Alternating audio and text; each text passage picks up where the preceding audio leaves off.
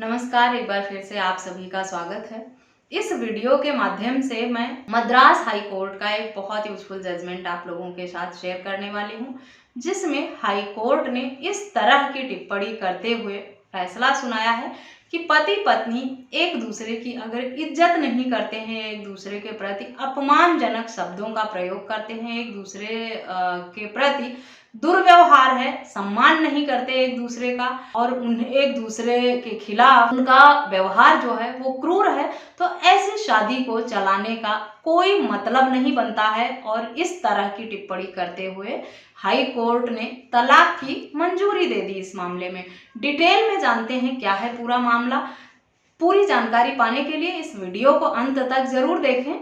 अगर मेरे चैनल पर नए हैं, अब तक सब्सक्राइब नहीं किया है तो प्लीज सब्सक्राइब करके बेल आइकन को भी जरूर प्रेस करें ताकि इस तरह की और भी इंफॉर्मेटिव वीडियोस आपको मिलती रहें। मद्रास हाई कोर्ट ने एक शादी को इस आधार पर रद्द कर दिया कि पति पत्नी दोनों का व्यवहार एक दूसरे के प्रति बहुत ही क्रूर था। किसी भी तरह की प्यार हमदर्दी उन दोनों के बीच में नहीं थी, जिससे ये सोचा जा सके कि इनकी शादी चलने योग्य है। न्यायमूर्ति जी जयचंद्रन एवं न्यायमूर्ति सी कुमारप्पन की खंडपीठ द्वारा विवाह का संबंध भंग करते हुए ये फैसला सुनाया गया कि जब कोई शादीशुदा जोड़ा जुबानी जंग और दुर्व्यवहार में उलझा हुआ हो तो ऐसी शादी को कंटिन्यू करने का कोई मतलब नहीं बनता है। संबंधित मामले में 23 फरवरी 2024 को ये फैसला सुनाया गया है, जिसमें पति पत्नी दोनों ने एक दूसरे के प्रति ईमेल और मैसेज के माध्यम से अपमानजनक शब्दों का इस्तेमाल करके संदेश भेजा गया था। हाई कोर्ट ने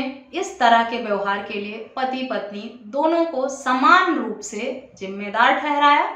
संबंधित मामले में पति ने 2022 में क्रूरता के आधार पर पत्नी से तलाक की मांग की थी, जिस पर हाई कोर्ट ने ये फैसला सुनाते हुए कहा कि क्रूरता के लिए सिर्फ पत्नी को ही जिम्मेदार नहीं ठहराया जा सकता। इस मामले में पति पत्नी दोनों समान रूप से जिम्मेदार हैं इस मामले में क्रूरता के लिए, क्योंकि दोनों ने एक दूसरे पर अपमान भरे शब्दों का उपयोग किया था। संबंधित मामले में 2017 में शादी हुई थी पक्षकारों की। पति का कहना था कि 2020 से उसकी पत्नी लगातार उससे अपमानजनक ईमेल भेजकर प्रताड़ित और परेशान कर रही है। साथ ही साथ महिला ने परिवार वालों के खिलाफ 498A के अंतर्गत मामला दर्ज कराया था। पत्नी का कहना था कि पति बाहर रहकर 6 से 9 महीने काम करते थे। जब वो घर आते थे तब तक उस बीच में जब उनके पति घर पर नहीं रहते थे, ससुराल वाले उन्हें तरह तरह की यातनाएं देते थे। इसके साथ ही साथ पति पत्नी ने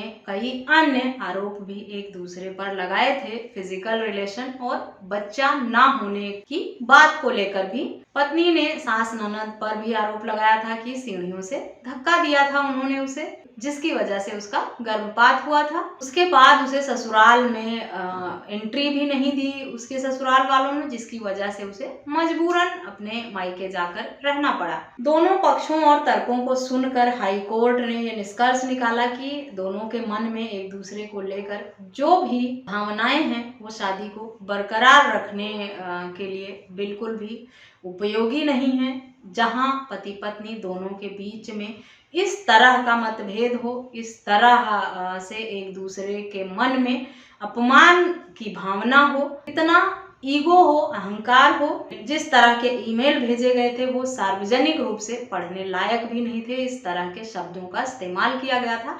उन सब को देखते हुए हाई कोर्ट ने इस शादी को खत्म करना ही उचित समझा और पति को ऐसी शादी से और क्रूरता के आधार पर इस शादी को खत्म करने का फैसला सुनाया, क्योंकि संबंधित मामले में दोनों पिछले 5 साल से एक दूसरे से अलग भी रह रहे थे। तो अगर आपकी शादी भी इस दौर से गुजर रही है, पति पत्नी दोनों एक दूसरे पर इस हद तक आरोप लगाते हैं, इस हद तक कीचड़ उछालते हैं, इस तरह से एक दूसरे को जलील किया गया है, अपमानजनक शब्दों का प्रयोग किया गया है, गंदी बातें की गई हैं एक दूसरे को अपमानित करने के लिए, और ऐसे ऐसे आरोप लगाए गए हैं जो आप पब्लिकली किसी के सामने कह भी नहीं सकते, बोल भी नहीं सकते, तो आप भी मानसिक क्रूरता के आधार पर तलाक पाने के हकदार हैं। पति पत्नी दोनों के लिए ये जजमेंट बहुत यूजफुल है। आशा करती हूँ अगर आपकी शादी इस तरह की प्रॉब्लम फेस कर रही है तो इस जजमेंट का हवाला देकर आप अपने हक में फैसला पा सकते हैं और ऐसी शादी से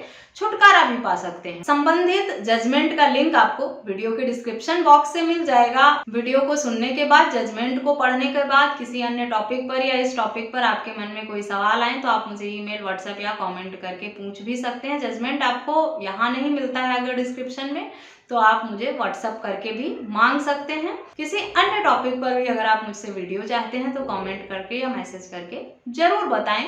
इस वीडियो में बस इतना ही, मिलते हैं नेक्स्ट वीडियो में। तब तक के लिए थैंक यू एंड बाय।